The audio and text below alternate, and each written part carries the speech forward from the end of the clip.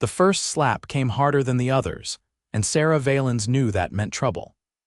Her cheek burned as she stumbled backward against the rough-hewn kitchen table, the only decent piece of furniture left in their dilapidated cabin on the outskirts of Redemption Creek, Wyoming Territory, 1878. "You're worth something, at least," Jeb Valens sneered, eyeing his younger sister with a calculation that chilled her more than the autumn wind whistling through the cabin's poorly sealed windows. "And I aim to collect." Sarah's hand trembled as she touched her stinging face. At 22, she had endured 5 years of her brother's escalating cruelty since their parents died from fever. The small ranch their father had built was now barely surviving under Jeb's neglect, his days and nights consumed by whiskey and gambling debts. "You've been drinking again," Sarah said, keeping her voice steady despite her racing heart. "I told you I'd try to sell some more quilts in town." "Quilts," Jeb spat on the floor. "That'll fetch what, $2 if you're lucky. Radnor wants 80 by week's end, or he's tacking the last of our cattle." Sarah's stomach knotted as she watched her brother pace, his bloodshot eyes darting around the room like a cornered animal's. At 30, Jeb had transformed from the protective older brother she once admired into a shell of a man, hollowed out by grief and filled with whiskey and resentment. "Maybe if you spoke to Sheriff Wilson," she began. "Shut your mouth." Jeb slammed his fist against the wall, making the single oil lamp flicker dangerously. "I already got a buyer." "Buyer." The word hung in the air between them, heavy with implication. "For you." His lips curled into something not quite a smile. "Old man Pearson's looking for a wife. Offered $100 and to clear my tab at the saloon." The blood drained from Sarah's face. Abner Pearson was nearly 60, a mean-spirited rancher known for going through 3 wives already.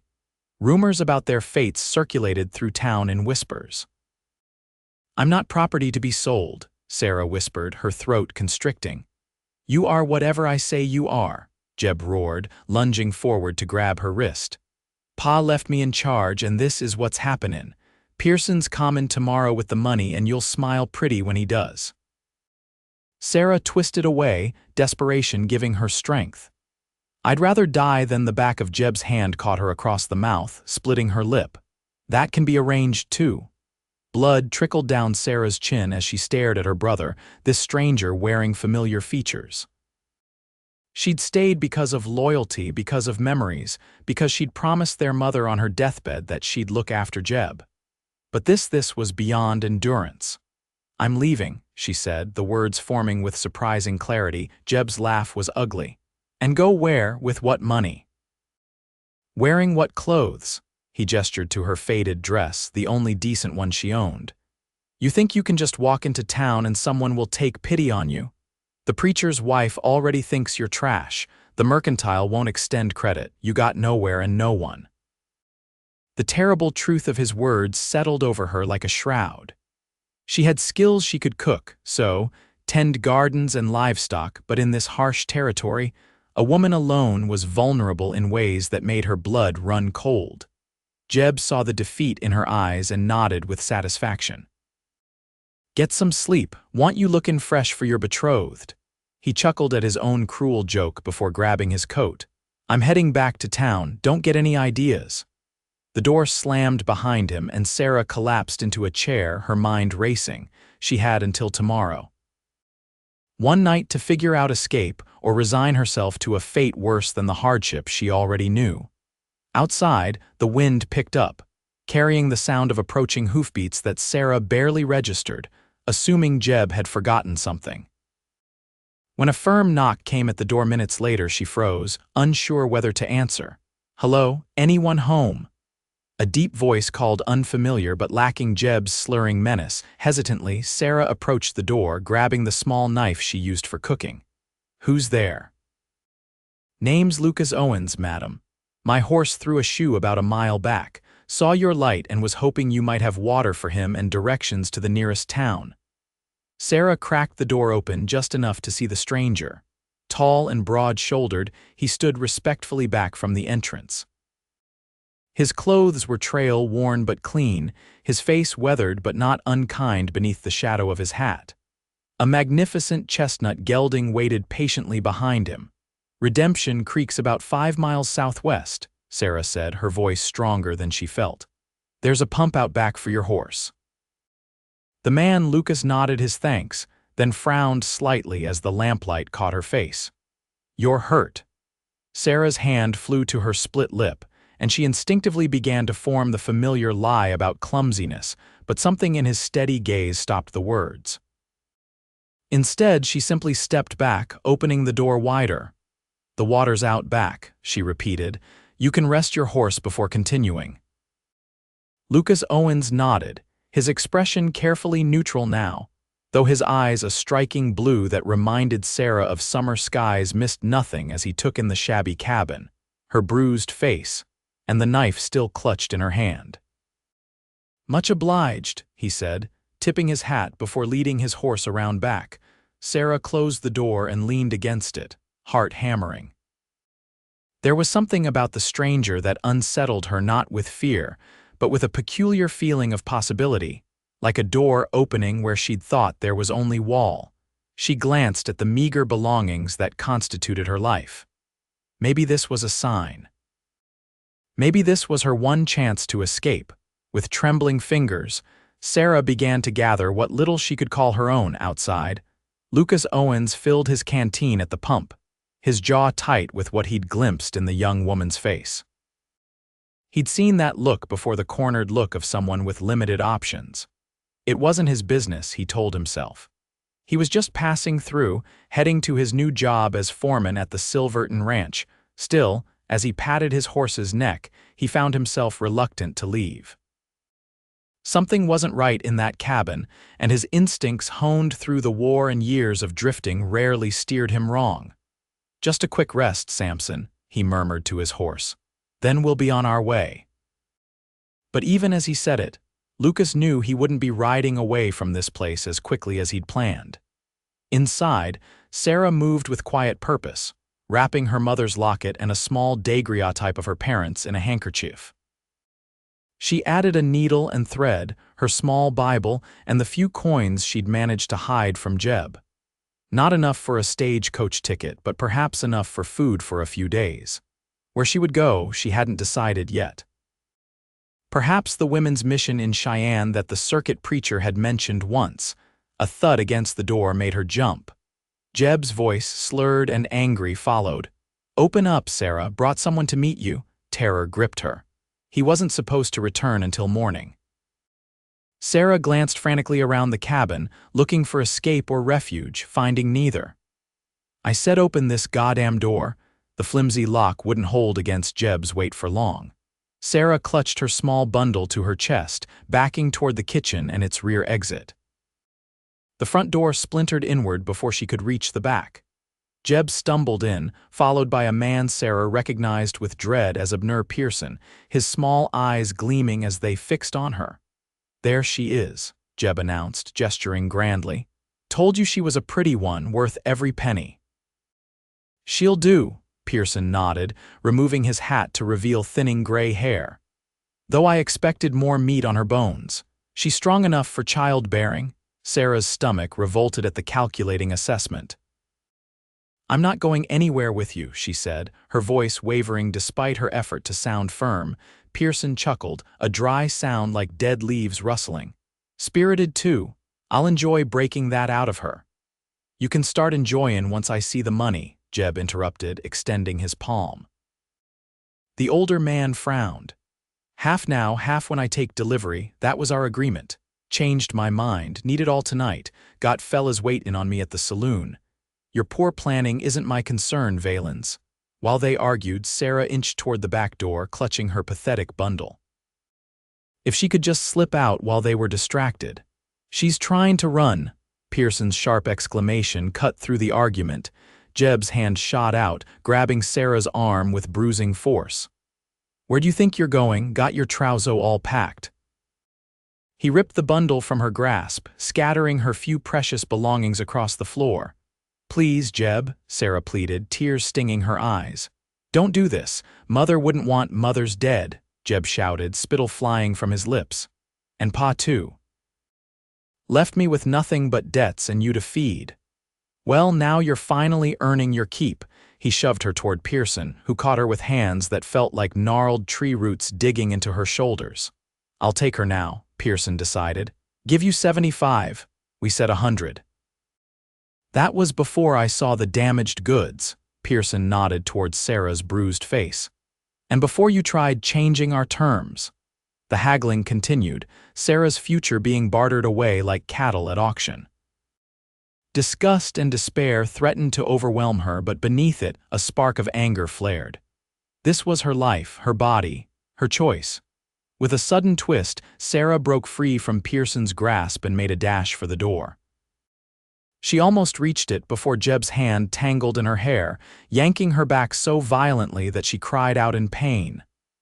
You ungrateful little, Jeb raised his fist, rage contorting his features. The blow never landed. A shadow filled the doorway, and then Lucas Owens was there, his hand capturing Jeb's wrist in mid-air with a grip that made her brother wince. That's no way to treat a lady, Lucas said, his voice deadly quiet. For a moment, the tableau held Lucas towering in the doorway, still gripping Jeb's arm, Pearson frozen in surprise, Sarah hardly daring to breathe. Then Jeb found his voice. Who the hell are you? This is family business, get out. Doesn't look like family business to me, Lucas replied calmly, though his eyes were hard as flint. Looks like two men terrorizing a woman. She's my sister and I'll do what I want with her. Jeb tried to wrench his arm free without success. She's engaged to be my wife, Pearson added, recovering his composure. We're concluding the arrangement now. Lucas's gaze shifted to Sarah, a silent question in his eyes. They're lying, she said, her voice stronger than she expected. He's trying to sell me to pay his gambling debts. Pearson's face darkened with anger. Now see here, get out. Lucas cut him off, his tone leaving no room for argument. Both of you. Jeb gave a bark of laughter. This is my house, stranger. You're the one who'll be leaving. He yanked free of Lucas's grip and swung wildly, but the punch went wide as Lucas stepped easily aside. Pearson, seeing his investment about to be jeopardized, reached inside his coat. He's got a gun, Sarah cried. Lucas moved with startling speed for such a large man. His boot connected with Pearson's wrist just as the revolver cleared the older man's coat. The weapon clattered to the floor, sliding across the wooden planks. Jeb lunged for it, but Lucas was faster. One powerful blow to Jeb's jaw sent him sprawling. Pearson, faced with the younger man's obvious capability, began backing toward the door. This isn't over, the old rancher threatened. That girl belongs to me, I paid for her.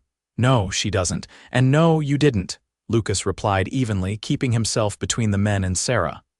Now get. Pearson retreated through the door, but Jeb wasn't done.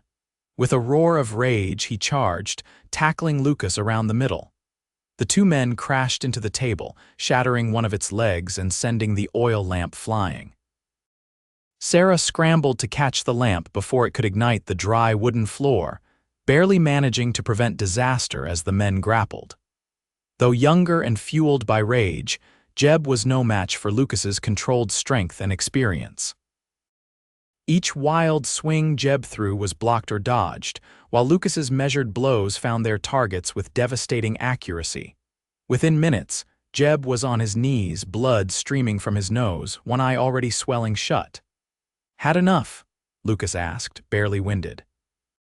Jeb spat a mouthful of blood onto the floor. You're dead, mister.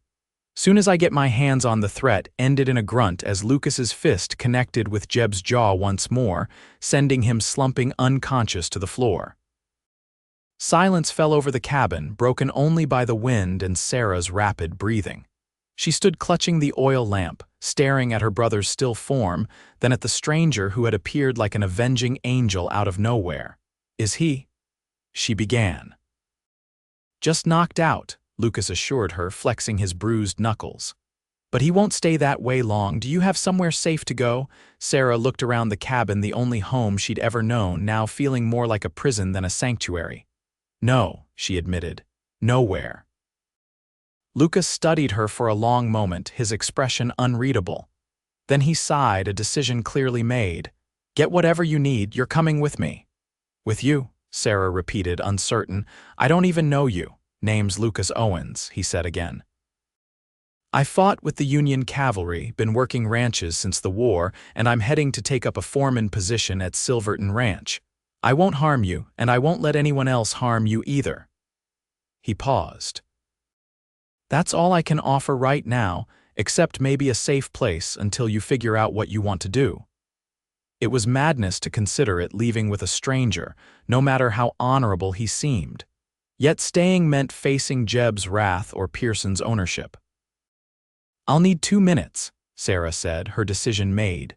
Lucas nodded, keeping watch over Jeb's prone form as Sarah gathered her scattered belongings and added a change of clothes, her mother's quilting scissors and a small pouch of dried herbs. Ready, she announced moments later, wrapping a threadbare shawl around her shoulders. Lucas retrieved Pearson's abandoned pistol from the floor, checked it, and tucked it into his belt before leading the way outside. His chestnut gelding waited patiently, apparently unfazed by the commotion. You ever ride? Lucas asked, adjusting the stirrups. Yes, though not recently. Jeb had sold their horses last year, another piece of her freedom stripped away. Lucas helped her up, then mounted behind her, his arms creating a secure bracket around her as he took the reins.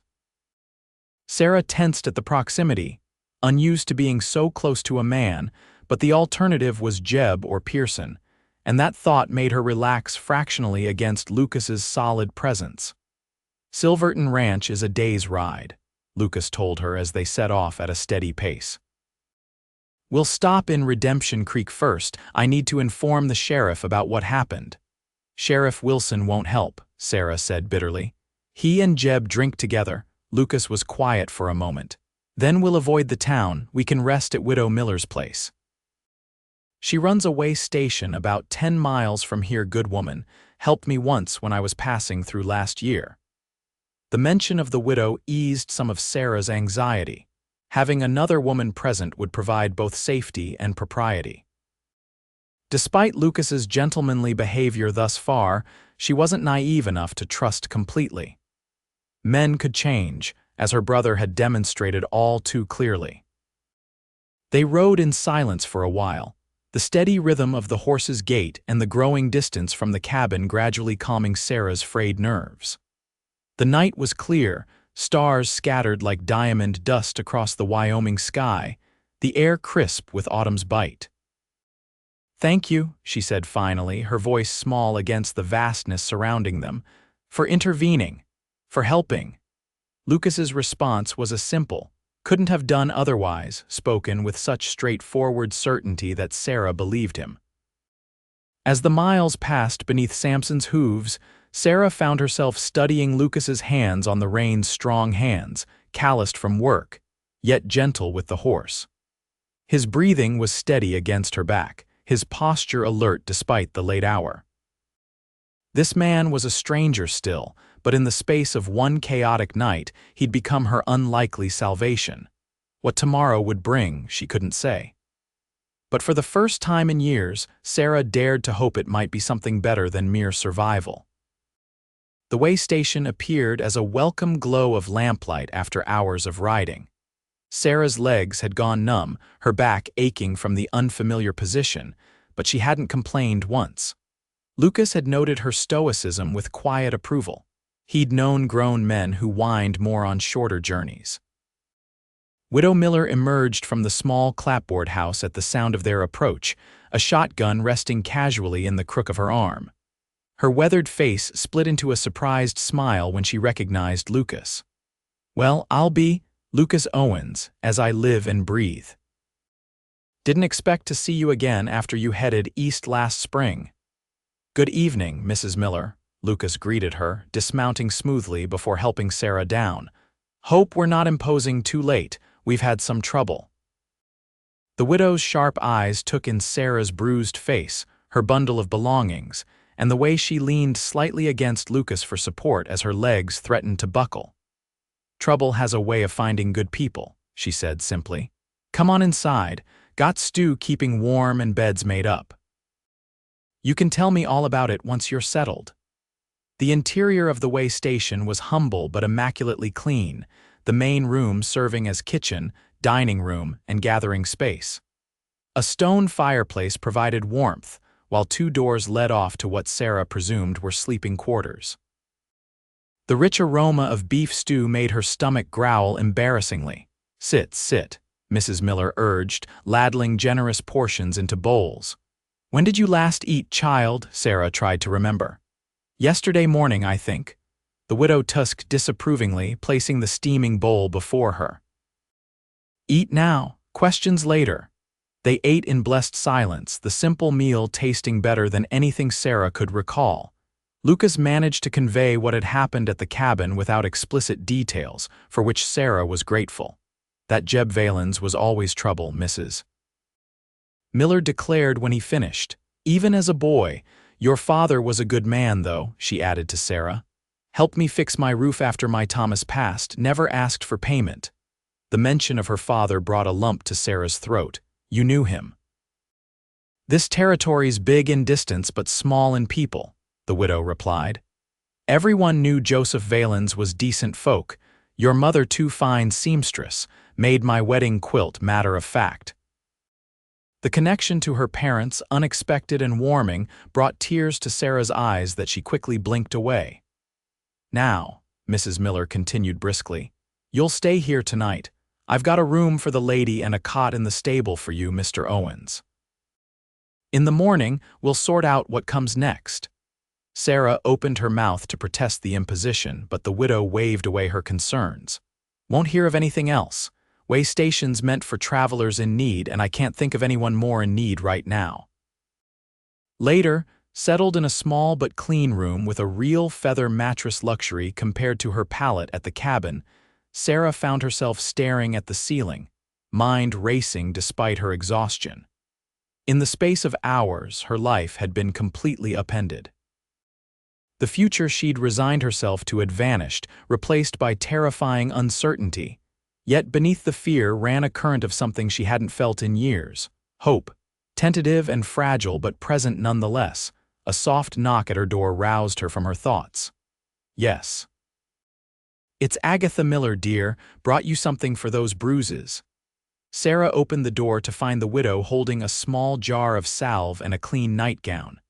This was my daughter's, Mrs. Miller explained, offering the garment. She's in Denver now with her husband. Never did like traveling light, so she left plenty behind. I couldn't possibly. You can and you will, the widow interrupted firmly. That dress you're wearing has seen better days, and a woman needs proper things of her own. The kindness threatened to undo Sarah completely. She accepted the offerings with trembling hands. Thank you, I'll find a way to repay you. Repay me by having a good life, Mrs. Miller said simply. Too many women in these parts don't get that chance. She patted Sarah's hand. Sleep now. Morning comes early in Wyoming. Alone again, Sarah changed into the borrowed nightgown, applied the cooling salve to her bruises, and returned to bed. Outside, an owl called softly into the night. Somewhere beyond the walls, Lucas was settling into the stable, a man she'd known for less than a day who had altered the course of her life with one decisive intervention. Sleep claimed her eventually, dreamless and deep, her body surrendering to exhaustion while her mind finally quieted its anxious circling. Morning arrived with the scent of coffee and bacon, sunlight streaming through the small window of her room. Sarah dressed quickly in her worn clothes, washed her face in the basin provided, and pinned her dark blonde hair into a simple knot. The woman who gazed back at her from the small mirror looked different, somehow still bruised, still tired, but with a new alertness in her hazel eyes. In the main room, she found Lucas and Mrs. Miller already at breakfast, their conversation pausing as she entered. There she is, the widow greeted cheerfully. Sit down, child, you need feeding up. Lucas stood when she approached the table, a small courtesy that caught Sarah by surprise. Morning, he said, his voice gruff but not unkind. Sleep well. Better than I have in years, Sarah admitted, taking the offered chair. Thank you both for your hospitality. Over breakfast, the conversation turned inevitably to what would happen next. Lucas explained his position at Silverton Ranch. The owner was an Easterner who'd bought the property sight unseen and needed someone experienced to run it. The main house is large, he said, carefully not looking directly at Sarah. Previous owner had a big family. Way I understand it, the new owner won't be coming west anytime soon. There'd be space for a housekeeper if you were interested. The implication hung in the air: a respectable position, safe housing, distance from Jeb and Pearson. I can cook and clean, Sarah said cautiously.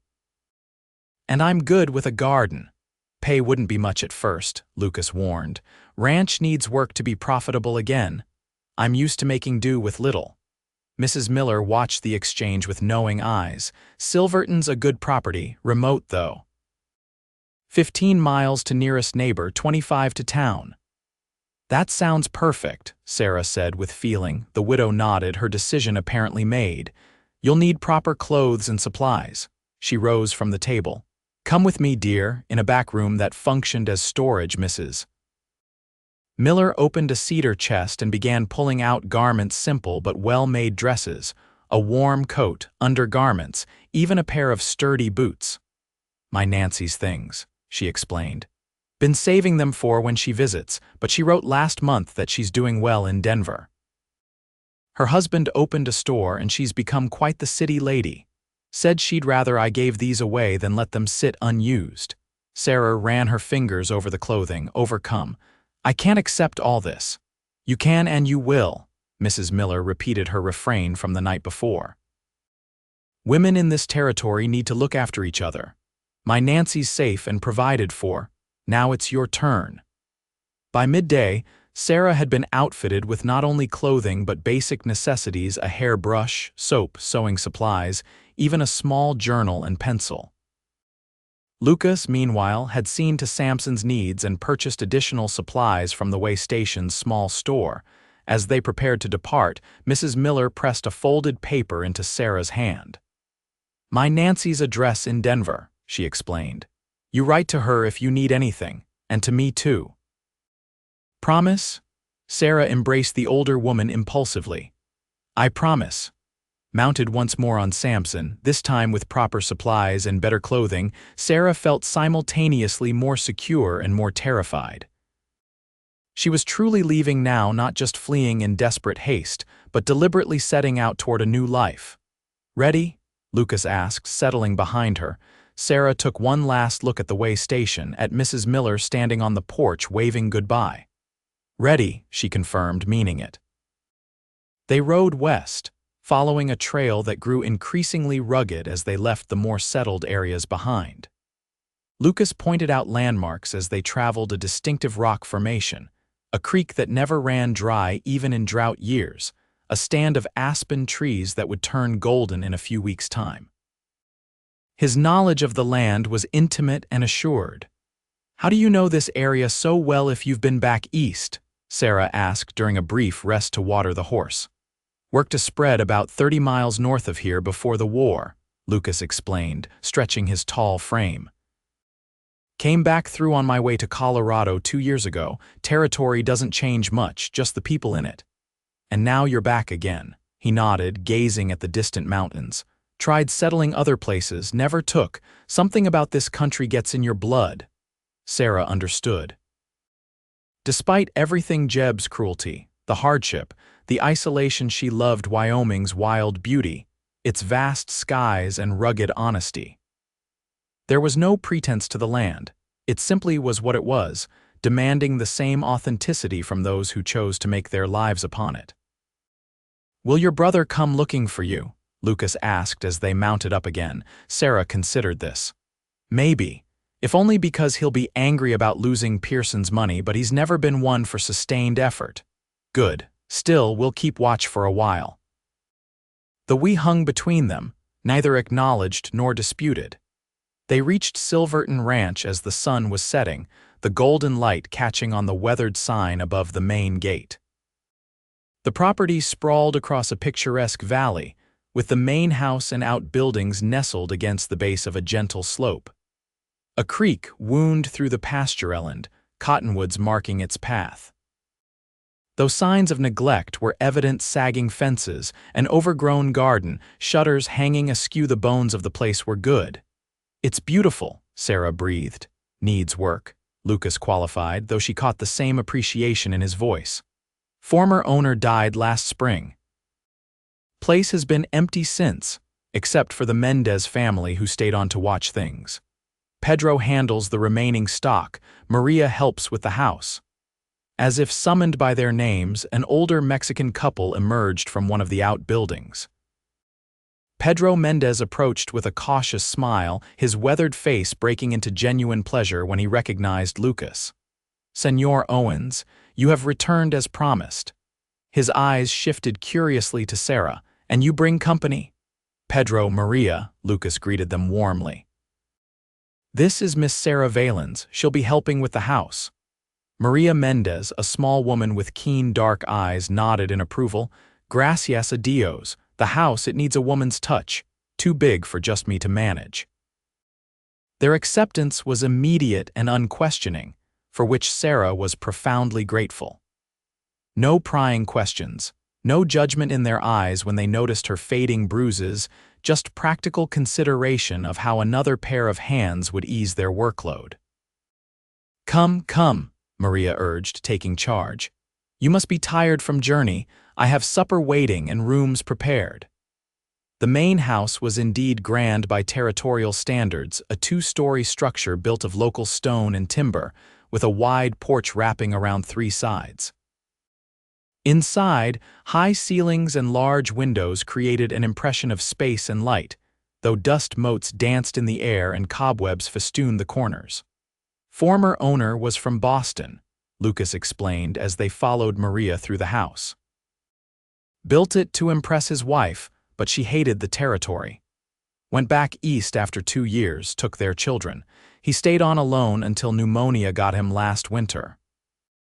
Sarah felt a pang of sympathy for the unknown woman who had failed to find beauty in this wild place, and for the man who had remained, perhaps hoping she would someday return. Maria showed Sarah to a room on the second floor, spacious and simply furnished with a bed, dresser, washstand, and small desk beneath a window overlooking the mountains. "Was daughter's room," she explained. "Sophia. She married rancher from Colorado 3 years ago." "It's perfect," Sarah said sincerely.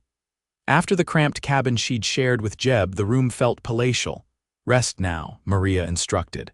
"Supper in 1 hour. Kitchen is downstairs, end of hall." Left alone, Sarah unpacked her meager belongings, arranging them carefully in the dresser drawers. The dresses Mrs. Miller had given her hung neatly in the wardrobe, 3 everyday garments, one slightly finer dress in deep blue that the widow had insisted she take, for Sundays. More clothing than Sarah had owned since before her parents died. She washed in the basin, changed into one of her new dresses, a simple brown calico that nonetheless felt luxurious after her threadbare garments, and brushed her hair until it shone. The face in the small mirror above the washstand looked different, already less haunted, though still cautious. Downstairs, she found Lucas, Pedro, and Maria gathered in a large kitchen warmed by a substantial cast iron stove. The room smelled deliciously of beans, fresh tortillas, and something spicy that made Sarah's mouth water.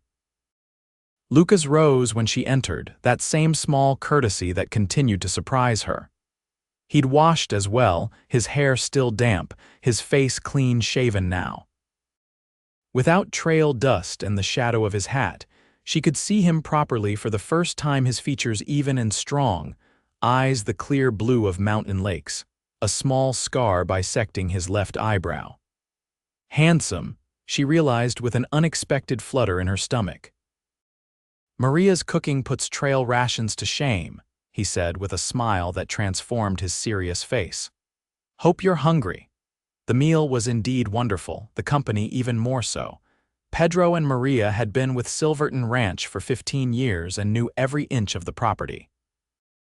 They spoke of the good years when cattle had covered the lower pastures, of the harsh winter 3 years back that had decimated the herd, of the former owner's gradual withdrawal from ranch operations as his health failed.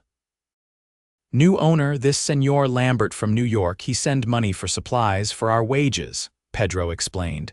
But what the ranch needs is hands to work, cattle to rebuild the herd. That's why I'm here, Lucas confirmed. Lambert wants the place profitable again. Gave me 2 years and a budget to make it happen. He glanced at Sarah. Having help with the house means I can focus on the ranch operations. Sarah nodded, understanding her role in this arrangement. I'll do my part. After supper, Maria showed Sarah the layout of the house while Lucas and Pedro discussed plans for the ranch. The tour revealed both the property's potential and the extent of work needed: dusty rooms unused for years, water damage in one corner of the parlor where a roof leak had gone unrepaired, a kitchen garden overcome by weeds. Much to do, Maria acknowledged. But good bones, this house. Like the ranch, good bones, needs care. That night, lying in a real bed with clean sheets for the second night in a row, a luxury Sarah had almost forgotten, she considered her situation with clear-eyed assessment. She had escaped Jeb and Pearson, found shelter and purpose, but her position remained precarious. She had no money of her own, no legal standing, no protection beyond Lucas's apparently honorable intentions and the Mendez's kind acceptance. If it went wrong, if Lucas proved different from his initial impression, if the new owner objected to her presence, if Jeb tracked her here, her options would be limited once more. Yet despite these rational concerns, Sarah felt a growing sense of possibility that had been absent from her life for too long. Here was a chance to rebuild, to create something worthwhile, to be valued for her contributions rather than seen as a burden or commodity. She would take it one day at a time, she decided, watching moonlight cast patterns on the ceiling. Work hard, remain vigilant, and perhaps, eventually, find a measure of security. What she didn't acknowledge, even to herself, was the way Lucas Owens's smile had warmed something long cold inside her, or how his steady presence already felt like shelter in a way the physical house could not provide. Such thoughts were dangerous indulgence for a woman in her position. Better to focus on practical matters. The garden to be reclaimed, the house to be set in order, the new life to be carefully constructed from the ruins of the old. Sleep came eventually, deep and dreamless once more. The weeks that followed established a rhythm to life at Silverton Ranch that Sarah found both demanding and deeply satisfying. She rose each morning before dawn, working alongside Maria in the kitchen to prepare breakfast for the small household, then tackling the seemingly endless tasks of bringing the main house back to livable condition. They worked room by room, cleaning away years of dust and neglect, mending what could be salvaged, noting what needed replacement. Lucas had authorized a modest budget for household necessities, which Sarah managed with the careful frugality she'd learned through years of making do with less. Each small improvement: curtains rehung, floors polished to a shine, the parlor restored to welcoming order, gave her a sense of accomplishment unlike anything she'd known. Outside, Lucas and Pedro labored equally hard on the ranch itself. Fences were repaired, outbuildings restored, the small remaining herd assessed and tended. Lucas made trips to neighboring ranches to discuss breeding stock, traveled to town for supplies, and spent long hours consulting with Pedro about the best use of their limited resources. Often, Sarah would pause in her work to watch Lucas through a window, his tall figure moving with purpose across the yard, the careful way he handled the horses, the respect evident in his interactions with Pedro. He remained somewhat reserved with her, unfailingly polite, but keeping a deliberate distance that Sarah found both reassuring and, increasingly, frustrating.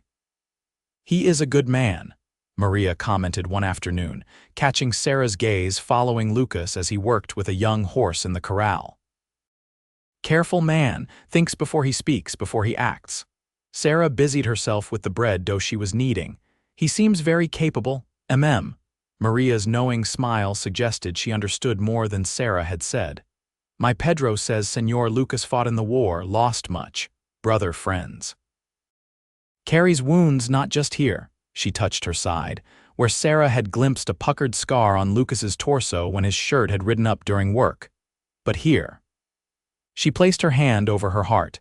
The insight into Lucas's past both explained his reserve and increased Sarah's curiosity. They shared meals, discussed ranch matters, occasionally sat on the porch in the evenings while he smoked his pipe and she mended clothing, but personal confidences remained rare. One such evening, nearly a month after her arrival, Sarah found the courage to ask about his family. "You mentioned heading east after the war," she prompted. "Was that to return home?" Lucas tamped tobacco into his pipe, his expression thoughtful, in a manner of speaking. "My parents had a farm in Pennsylvania, small place, nothing like this. Father died before the war, mother just after. My brother Thomas and I both enlisted with the Union cavalry." He paused, striking a match. "Thomas didn't come home, took a Confederate bullet at Gettysburg." "I'm sorry," Sarah said softly. Lucas nodded, exhaling smoke that curled blue-gray in the evening air. "After the war, I went back to settle the farm, sell what was left. Couldn't stay there, too many ghosts. Headed west again, worked ranches in Colorado, Nebraska, back here, never stayed anywhere long. Until now," his gaze met hers, steady and considering. "Until now," he agreed. "Seems like a place worth investing in." Something in his tone made Sarah wonder if he meant just the ranch. "What about you?" Lucas asked. "You've told me about your brother, but not much about before." Sarah's hands stilled on the shirt she was mending. "There's not much to tell. My parents homesteaded that land when I was small. Father built the cabin, expanded it as he could. Mother taught school for a while before her health started failing. They worked hard, had dreams of a proper ranch someday. And Jeb, was he always?" "No," Sarah sighed. "He was different once. Protective, even kind in his way. After Mother died, something changed in him. Father's death 2 years later broke whatever was left. He started drinking, gambling. Blamed me for being another mouth to feed, though I worked as hard as he did harder toward the end." Lucas was quiet for a moment. "Have you heard anything of him since you left?" Sarah shook her head. "Nothing. Though Mrs. Miller promised in her last letter to let us know if there was talk in Redemption Creek." The correspondence with the widow had become a bright spot in Sarah's weeks, the older woman providing both news of the wider world and motherly encouragement that Sarah treasured. "Good," Lucas said, his jaw tightening briefly. "Best if he believes you've gone far away." The protective note in his voice warmed Sarah even as it reminded her of her vulnerability. Despite the growing comfort of her life at Silverton, her position remained dependent on Lucas's continued goodwill, a fact that sometimes kept her awake at night. October gave way to November, bringing the first dusting of snow to the higher elevations. The house was in reasonable order now, the garden cleared and prepared for spring planting, preserves put up for winter from the wild berries Sarah and Maria had gathered. Lucas had acquired a small herd of breeding cattle and 2 new horses, investments in the ranch's future that he discussed with growing confidence. The main house had been fully reclaimed. With one exception, the master bedroom at the end of the upstairs hall remained closed, its contents untouched since the former owner's death. Lucas had taken a smaller room down the hall from Sarah's, maintaining propriety in their living arrangements. "We should prepare the master suite," Sarah suggested one evening over supper. "In case Mr. Lambert decides to visit." Lucas exchanged a glance with Pedro that Sarah couldn't interpret. "Lambert's not likely to come west anytime soon," he said, "but you're right, we should have it ready." The next day, Sarah and Maria tackled the room, opening windows to air out the musty space, stripping linens that had gathered dust for months. The room was impressively appointed. A massive 4-poster bed dominated one wall, while a sitting area with a small fireplace occupied another corner. A writing desk positioned beneath a window offered views across the valley to the distant mountains. "The Señor spent much time here toward the end," Maria commented as they worked. sitting, watching the land. He loved this place even after his wife left. Sarah ran her hand along the desk's polished surface, imagining the solitary man who had built this beautiful home for a wife who couldn't appreciate its worth, who had remained faithful to the land even after human connections had failed him. There was something both tragic and noble in such steadfast devotion. In the desk drawer, she found a leather-bound journal, its pages filled with neat handwriting observations about the ranch, weather patterns, notations about cattle and crops. The final entry, dated just 3 days before the former owner's death, reads simply, "Snow falling again, beautiful against the mountains, no regrets." Sarah closed the journal gently, feeling she had intruded on something private yet profound. That evening, she recounted the find to Lucas as they sat by the fire in the parlor, the first real snowfall of the season blanketing the world outside in hushed white. "No regrets," she repeated thoughtfully. Even after everything, his wife leaving, the isolation, the illness, he still loved this place enough to have no regrets. Lucas stared into the flames, his profile strong against the firelight. "Takes a certain kind of person to find peace in these circumstances," he observed. "Most would see only the hardship, the distance from so-called civilization." "And you," Sarah ventured, "do you see hardship or peace?" His gaze shifted to her face, something unguarded in his expression that made her breath catch. "I see possibility," he said quietly, "more with each passing day." The moment stretched between them, laden with unspoken meaning. Then Maria entered with coffee and the spell was broken, the conversation turning to practical matters of winter preparations. Yet something had shifted. A door cracked open that neither seemed quite ready to walk through, but could no longer pretend didn't exist. The first major snowstorm came in early December, howling down from the mountains with a ferocity that tested the ranch's preparations. Lucas and Pedro worked tirelessly to ensure the livestock had shelter and feed, while Sarah and Maria kept the fires burning, prepared hot meals, and maintained the household's comfort against nature's assault. On the storm's third day, with the world outside transformed into an undifferentiated expanse of white, Lucas failed to return for the midday meal. Pedro, who had been working in the barn, reported that Lucas had ridden out at dawn to check on cattle in the north pasture. "He should have returned by now," the older man said, concern evident in his weathered face. "The snow, it plays tricks, easy to become lost." Sarah's stomach knotted with fear. "Should we go look for him?" Pedro shook his head. "Too dangerous, too lost instead of one." "We wait until the worst passes." The afternoon crawled by with excruciating slowness. Sarah found herself unable to concentrate on household tasks, constantly moving to windows to peer into the swirling white, hoping for a glimpse of rider and horse emerging from the storm. By dusk, with still no sign of Lucas, even the stoic Pedro was visibly worried. "If he does not return by morning, I will go search," he decided. "I'll go with you," Sarah said immediately. Maria crossed herself. "Dios mío, no. Is too dangerous for I know this land now," Sarah interrupted with more confidence than she felt. "And 2 searchers will cover more ground." Before the argument could continue, the kitchen door burst open, admitting a blast of frigid air and a snow-covered figure. Lucas stamped his boots, ice crystals falling from his coat and hat as he closed the door against the storm. "Lucas!" Sarah exclaimed, relief making her dizzy. Without thinking, she rushed forward, only to stop abruptly as she realized what she'd been about to do. "We were worried," she amended, clasping her hands to keep from reaching for him. "Got caught in a whiteout," he explained, his voice hoarse with cold. "Had to shelter in the old line shack until it cleared enough to find my bearings."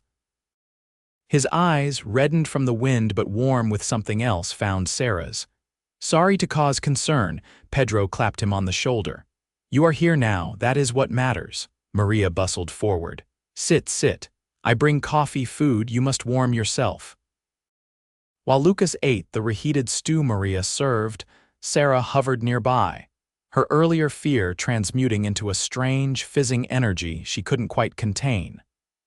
The realization of how deeply his absence had affected her was both startling and revealing.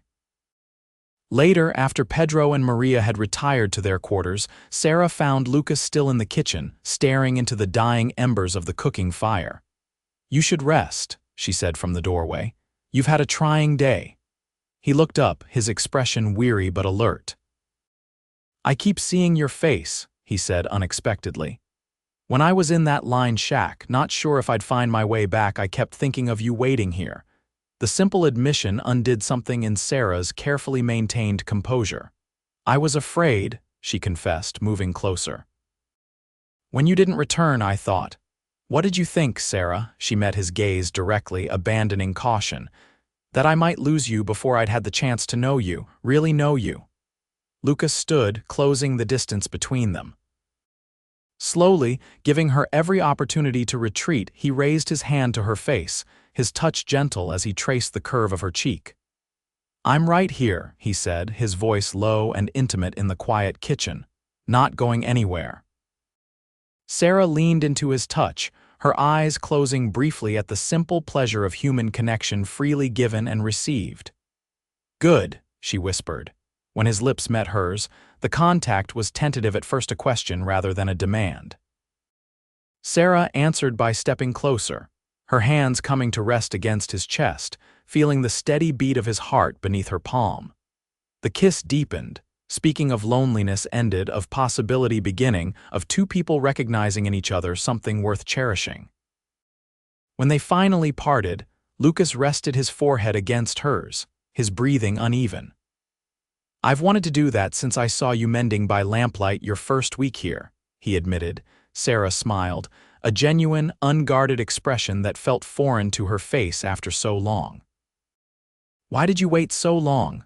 "Wanted to be sure you were staying because you wanted to, not because you had nowhere else to go."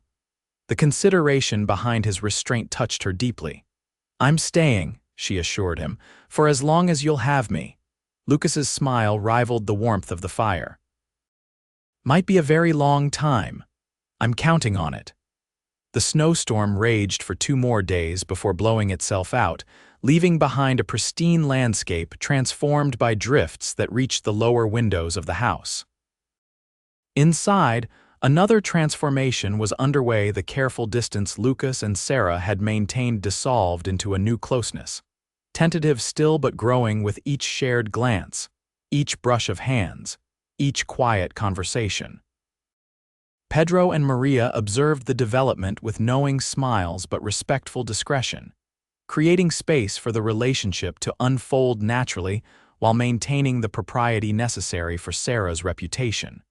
Christmas approached, bringing with it a festive atmosphere despite their isolation.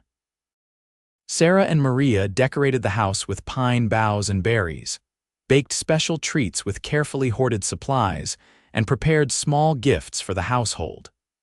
Lucas and Pedro constructed a crude wooden creche that Maria lovingly arranged on the parlor mantel. "My first real Christmas in years," Sarah confided to Lucas as they walked the perimeter of the yard one clear December afternoon, the snow crunching beneath their boots. "Jeb never saw the point of celebrating." Lucas squeezed her gloved hand. "Then we'll make it memorable."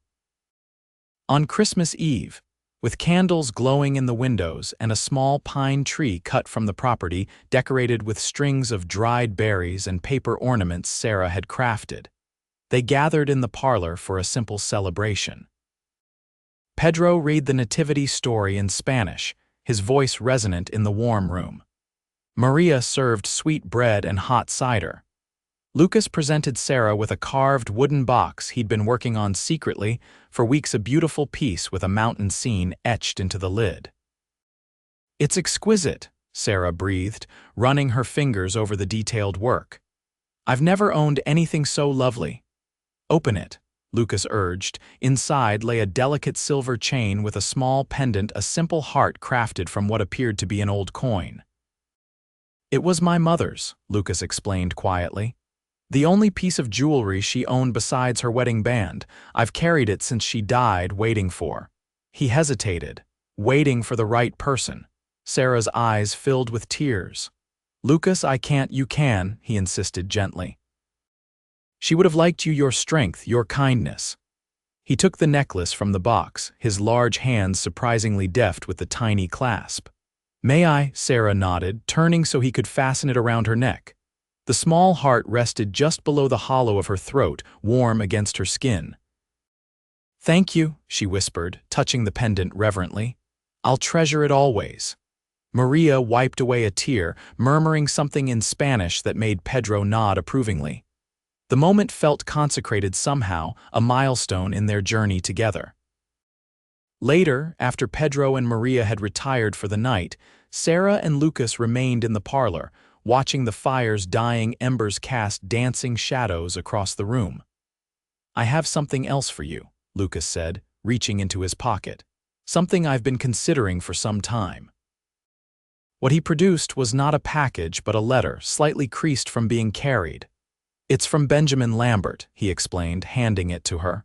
"The ranch's owner." Puzzled, Sarah unfolded the paper, her eyes scanning the neat handwriting. As she read, her confusion deepened. "I don't understand," she said finally, looking up at Lucas.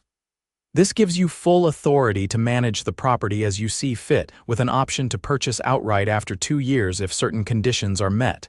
That's generous, but why show me now?" Lucas took a deep breath, his expression both nervous and resolute.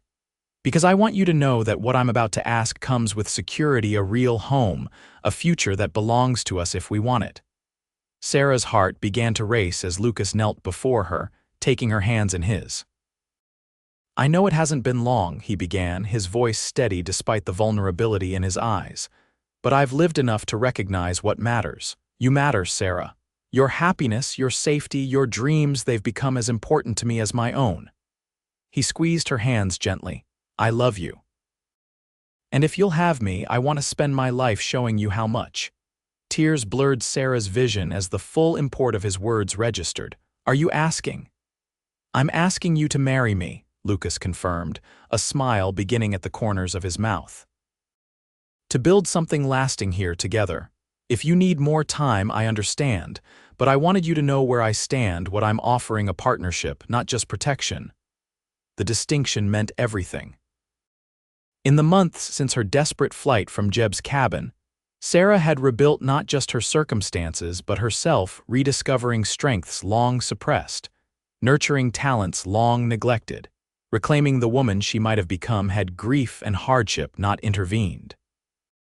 Lucas had been integral to that transformation, not by rescuing her but by creating space for her to rescue herself. "Yes," she said simply, her voice clear despite her tears. "Yes, I'll marry you."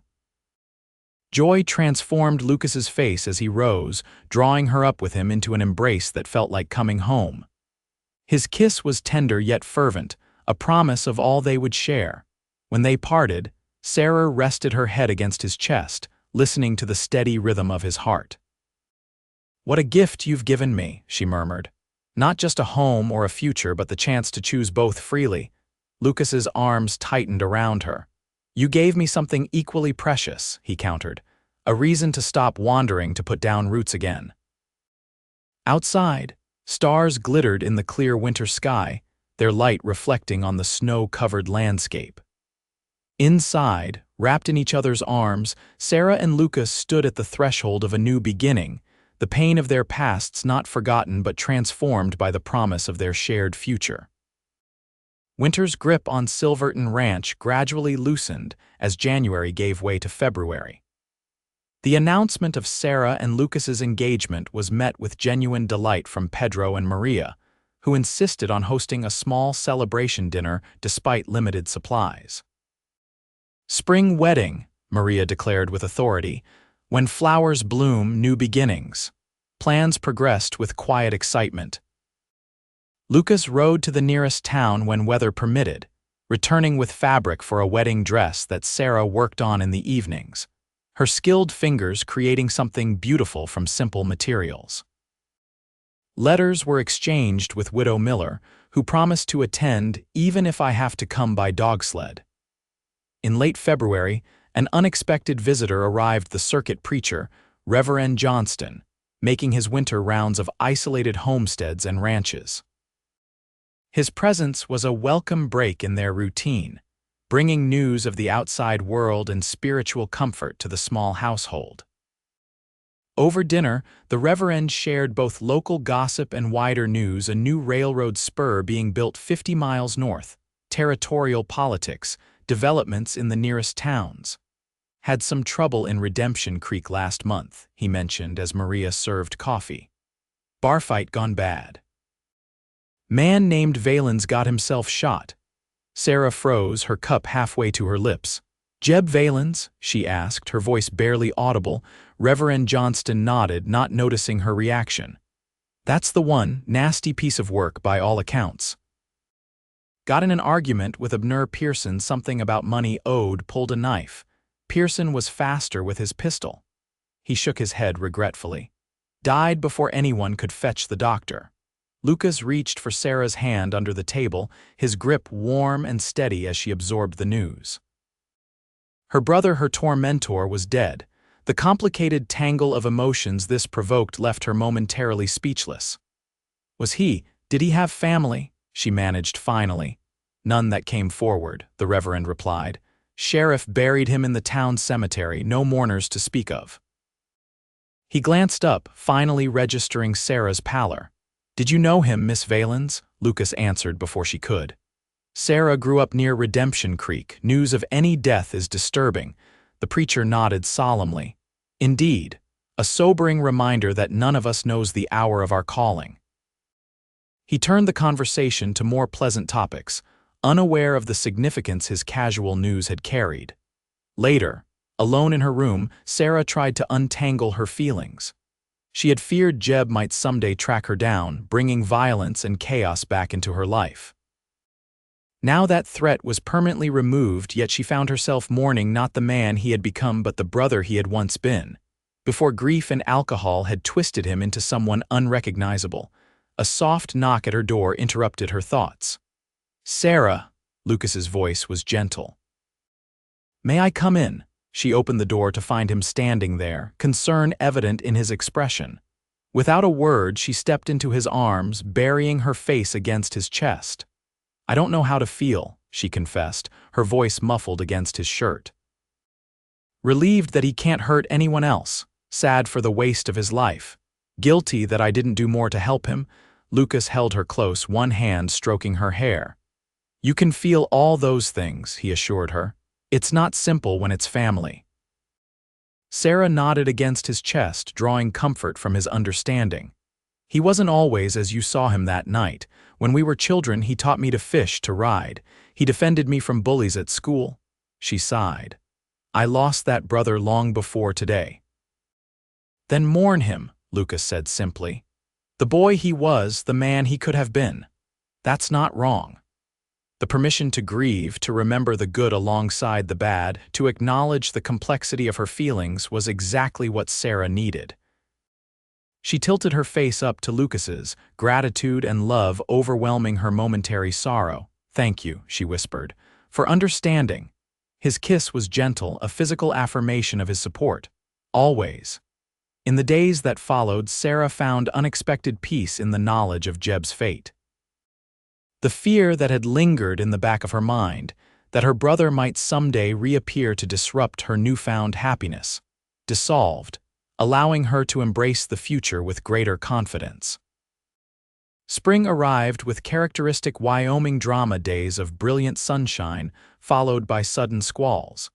The landscape gradually shedding its white mantle to reveal tender green shoots beneath. The pastures quickened with new growth, and the small herd of cattle welcomed calves that wobbled on spindly legs before finding their feet. Sarah's garden came to life, rows of vegetables planted in soil she had carefully prepared. The house, fully reclaimed from neglect, gleamed with polish and care. Plans for the wedding progressed, with the date set for the first weekend in June, when Reverend Johnston would return on his regular circuit. In late April, a letter arrived from Benjamin Lambert in New York, his first direct communication since Lucas had taken the foreman position. Lucas read it aloud at supper, his expression shifting from concentration to surprise to pleasure as he progressed through the contents. "He's pleased with our progress," Lucas summarized, folding the letter. "The financial reports I've sent show the ranch is already more viable than he expected at this stage. He's authorizing additional funds for expansion, more breeding stock, repairs to the North Range line cabin, even 2 more hands to help with the growing herd." Pedro grinned, clearly delighted by the prospect of additional help. "This is good news, Chief. Very good." "There's more," Lucas continued, glancing at Sarah with a smile. "He sends his congratulations on our upcoming marriage," and he paused, still seeming surprised by what he'd read. "He's advancing the timeline on my option to purchase. Says he'd rather sell to someone who loves the land than hold it as an investment from afar." Sarah gasped. "Lucas, that's wonderful." His eyes met hers, bright with possibilities. "It means we could own Silverton outright within a year, not 2, make it truly ours." The word ours hung in the air between them, laden with promise. Not just a place of employment or refuge, but a home they would build together, a legacy they might someday pass to children of their own. "I like the sound of that," Sarah said softly. Lucas's smile was answer enough. May brought increasingly warm days, and the arrival of the promised additional hands, 2 experienced cowboys named Frank Sullivan and Will Cooper, both veterans of cattle drives who were looking for more permanent work. They settled into the bunkhouse, bringing new energy and skills to the ranch operations. The wedding dress was completed, hanging in Sarah's wardrobe in anticipation of the approaching ceremony. Maria had planted special flowers around the house, tending them with devotion to ensure they would bloom in time. Pedro and the new hands constructed an arbor where the vows would be exchanged, positioning it to frame the view of the mountains that both Sarah and Lucas loved. A week before the wedding, Sarah rode with Lucas to the north pasture, enjoying the rare opportunity to see more of the property than her usual duties allowed. The day was perfect, blue sky stretching endlessly overhead, wildflowers dotting the grassland, the air fresh with the scent of sage and pine. They stopped for lunch on a small rise overlooking a creek, spreading a blanket on the soft grass. Lucas produced a bottle of wine he'd been saving for a special occasion, along with bread, cheese, and dried fruit that Maria had packed. "This reminds me of picnics my parents used to arrange when I was small," Sarah remarked, accepting a cup of wine, "before things got difficult. My mother would pack a special basket, and we'd find some pretty spot along the creek. My father would tell stories while Jeb and I looked for interesting rocks or feathers." Lucas leaned back on his elbows, watching her with a tender expression. "You rarely speak of those times." "It hurt too much for a long while," Sarah admitted, remembering how things were compared to what they became. She smiled, a peaceful expression that reached her eyes. "But now I find I want to remember. The good parts, at least." "Tell me more," Lucas encouraged, genuinely interested. "About your parents, your childhood. I want to know everything about the woman I'm marrying." Sarah laughed, a carefree sound that still sometimes surprised her. "Everything might take quite a while. We have time," Lucas said simply. "All the time in the world." The statement, so confident and yet so gentle, filled Sarah with a happiness she hadn't known was possible. Here, with this man, on this land, she had found not just safety but joy, a future stretching before them, filled with possibilities neither could have imagined when fate first threw them together. "I love you," she said, the words coming easily now, though they had been difficult to speak at first. "So much." Lucas sat up, taking her hand in his. "And I love you more than I thought possible after everything, after the war, after losing my family." His thumb traced circles on her palm. "You gave me back something I thought was gone forever." "What was that?" His smile was slow and sweet. "Hope." The kiss they shared tasted of wine and promise, of hard-won peace and newly discovered passion. When they finally broke apart, both breathless, Lucas rested his forehead against hers. 8 more days, he murmured. "Then I can finally call you my wife." I've been yours since you stood between me and harm that night, Sarah countered softly. The ceremony just makes it official. Lucas's eyes darkened with emotion. I'll spend my life making sure you never regret that choice. I know, Sarah said simply. That's why I made it. They returned to the ranch as the sun began its descent, riding side by side through pastures lush with spring growth. The main house came into view, smoke curling invitingly from the kitchen chimney, windows glowing with welcoming light against the approaching dusk. Home, Sarah thought with quiet wonder.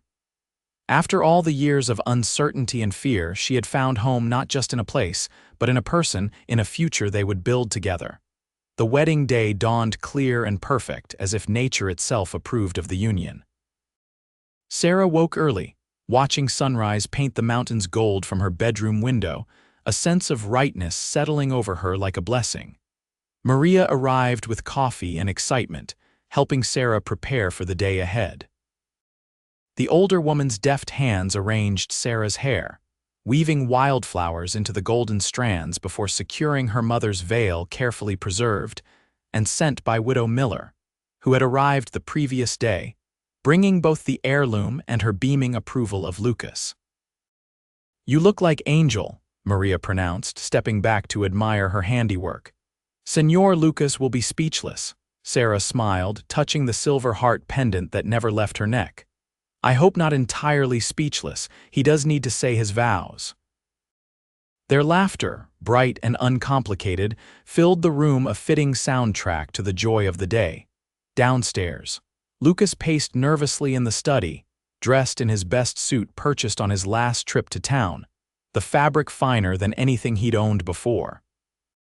Pedro adjusted his tie with paternal care, offering encouragement and the occasional teasing comment to lighten the groom's tension.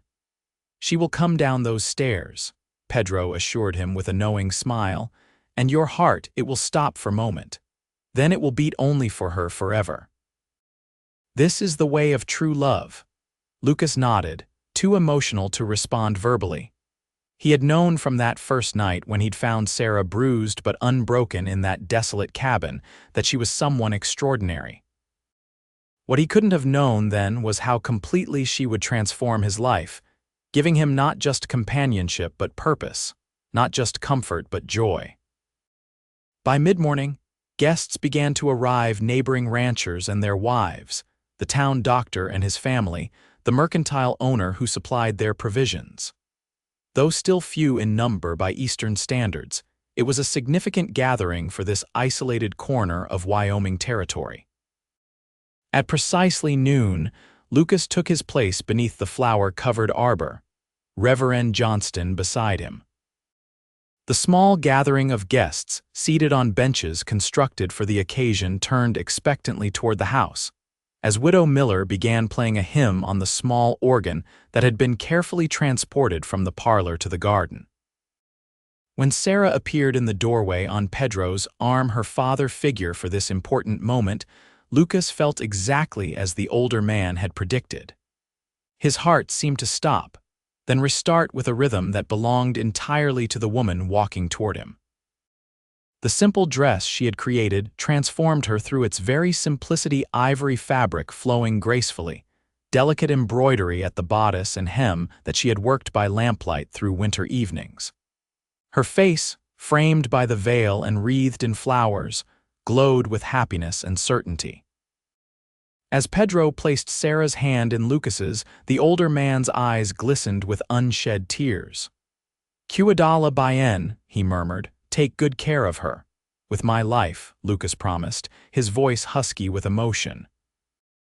Reverend Johnston's service was brief, but meaningful, emphasizing the sacred nature of marriage and the particular blessings of finding love in a territory where life's hardships demanded strong partnerships. When the time came for vows, Lucas took both Sarah's hands in his gaze never leaving hers. "Sarah Valens, I take you as my wife with joy and gratitude. I promise to cherish you, respect you, and walk beside you through whatever life brings. My heart, my home, my future, they are yours, now and always." Sarah's voice was clear and steady as she responded, "Lucas Owens, I choose you as my husband with clear eyes and a full heart. I promise to honor you, support you, and face each day at your side with courage and faith. Everything I am, everything I hope to be, I share with you, now and forever." The exchange of rings, Lucas's a simple gold band, Sarah's a delicate circle that matched her pendant, sealed the promises made. When Reverend Johnston pronounced them husband and wife, Lucas lifted the veil with reverent hands before drawing Sarah into a kiss that, though restrained in deference to their audience, conveyed the depth of his feeling.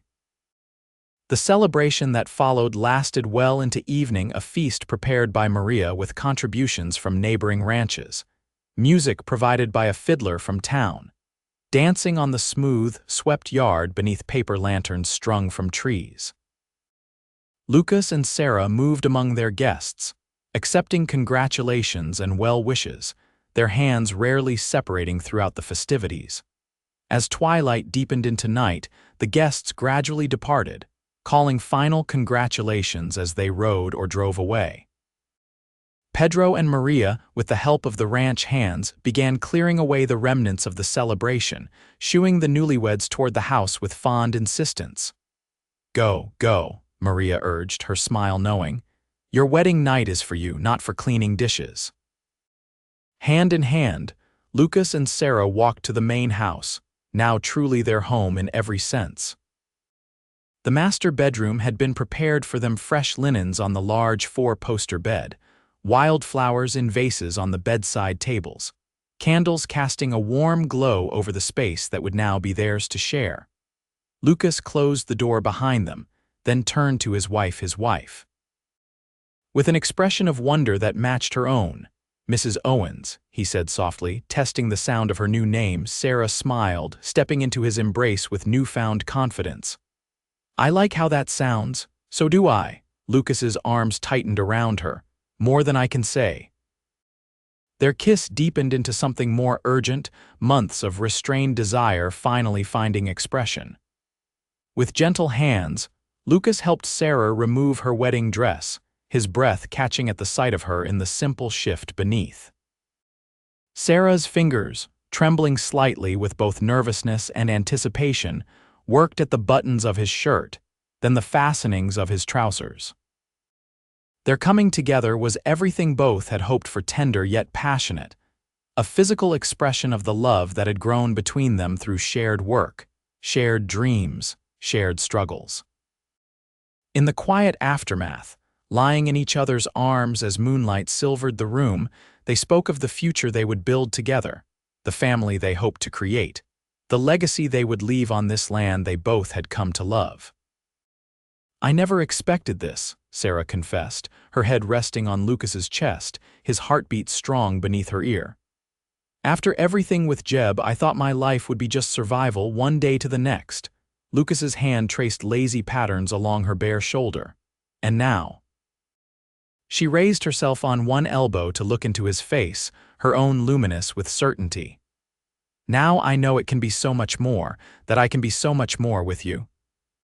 The kiss they shared was a promise more binding than even the vows exchanged beneath the arbor, a private covenant between two hearts that had found in each other not just solace but celebration, not just companionship but completion. Outside, the Wyoming night spread its star-strewn canopy over Silverton Ranch. Inside, wrapped in each other's arms, Lucas and Sarah Owens began the next chapter of their story, one they would write together, day by day, season by season, year by year, on the land that had brought them together and in the love that would sustain them through whatever lay ahead. 5 years later, the sound of children's laughter drifted through the open windows of Silverton Ranch's main house, carried on a June breeze fragrant with lilacs that Sarah had planted their first spring as a married couple. From her position at the kitchen table, where she was putting the finishing touches on a birthday cake, she could see 4-year-old Joseph and 2-year-old Emma playing in the yard under Maria's watchful eye. Joseph, named for Sarah's father, had his mother's blonde hair but his father's blue eyes and determined chin. Emma, A surprise blessing after doctors had warned Sarah might never conceive again following Joseph's difficult birth. Was Lucas in feminine form dark-haired, strong-willed, and utterly charming. "That looks delicious," Widow Miller commented, entering the kitchen with a basket of fresh strawberries from the expanded garden. Now a permanent resident of Silverton, having sold her way station 2 years prior, Agatha Miller had become the children's honorary grandmother and Sarah's closest confidante. Joseph specifically requested chocolate, Sarah explained with a smile. Like father, like son. "Speaking of our birthday boy's father, has Lucas returned yet?" Sarah glanced at the clock. "He should be back any moment. He wanted to check the new calves before the celebration." As if summoned by her words, the sound of hoofbeats announced Lucas's arrival. Sarah moved to the window, watching as her husband dismounted with the easy grace that still made her heart skip, even after 5 years of marriage. He stopped to scoop Joseph into one arm and Emma into the other, their delighted squeals carrying across the yard. "Papa's home." Joseph announced unnecessarily as Lucas entered the kitchen, a child balanced on each hip. "Just in time, I see," Lucas observed, bending to kiss Sarah with the easy affection that characterized their relationship. "That cake looks almost as good as the woman who made it." Sarah felt a blush warm her cheeks, another constant of their marriage, Lucas's ability to make her feel both cherished and desired with the simplest words or glances. "Flattery will get you everywhere, Mr. Owens," she replied with a smile. "But right now it will have to wait. We have a birthday to celebrate." The party was a joyful affair, Joseph presiding with all the dignity a 4-year-old could muster. Emma attempting to claim equal attention despite it not being her special day. Pedro and Maria beaming with grandparental pride at the children they considered family. The ranch hands joined for cake and ice cream, bringing small gifts for the boy who already showed signs of becoming a fine horseman under his father's tutelage. Silverton Ranch had flourished in the 5 years since Lucas and Sarah's wedding. Now officially their property, the purchase finalized 3 years earlier with funds from the ranch's growing profits. It had expanded to include additional grazing land, improved facilities, and a reputation for quality stock that brought buyers from as far as Denver. The house, too, had evolved the addition of a nursery wing, a larger kitchen to accommodate their growing family, a dedicated office where Lucas and Sarah jointly managed the ranch's business affairs. Yet its heart remained the same, a home filled with love, laughter, and the kind of security neither had known for much of their lives. After the children were finally asleep, exhausted from the day's excitement, Lucas and Sarah sat on the porch swing, watching twilight settle over their domain. His arm draped comfortably around her shoulders, her head resting against him in the familiar position they had perfected over years of such quiet moments. "Happy?" Lucas asked, kissing her temple. Sarah nodded, contentment radiating from her very being. "Completely. You." "More than I ever thought possible." His hand found hers, fingers intertwining. "Do you ever think about that night, when we first met?" "Often," Sarah admitted. "How different everything might have been if you hadn't stopped at that cabin." Lucas's arm tightened around her. "I believe we would have found each other somehow, somewhere. Some things are meant to be." Sarah turned her face up to his, still finding wonder in the love she saw reflected there. "I think you're right. But I'm grateful it happened as it did, that you were brave enough to intervene, that I was brave enough to leave with you."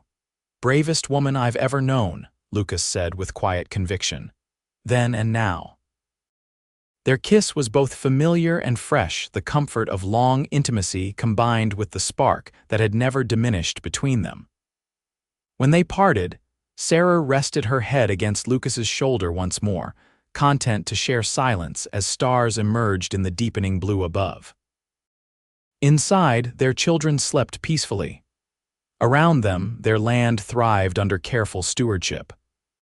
Before them stretched a future built on mutual respect, shared purpose, and enduring love, a future neither could have imagined on that fateful night when violence and desperation had brought them together, but faith and courage had kept them that way. "I love you, Lucas Owens," Sarah murmured, the words worn smooth with repetition yet never losing their significance. "And I love you, Sarah Owens," he replied, his voice rich with all they had shared and all that still awaited them. "Today, tomorrow, always."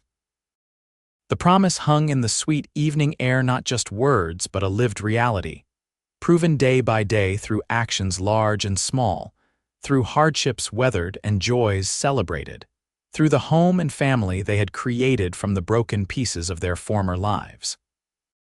As darkness settled fully over Silverton Ranch, they remained on the porch, two hearts beating as one beneath the vast Wyoming sky, their journey not ended but continuing, their story not complete but unfolding with each passing season, their love not diminished but deepened by time's passage. And in that moment, as in countless moments before and countless yet to come, they were exactly where they were meant to be together, home at last.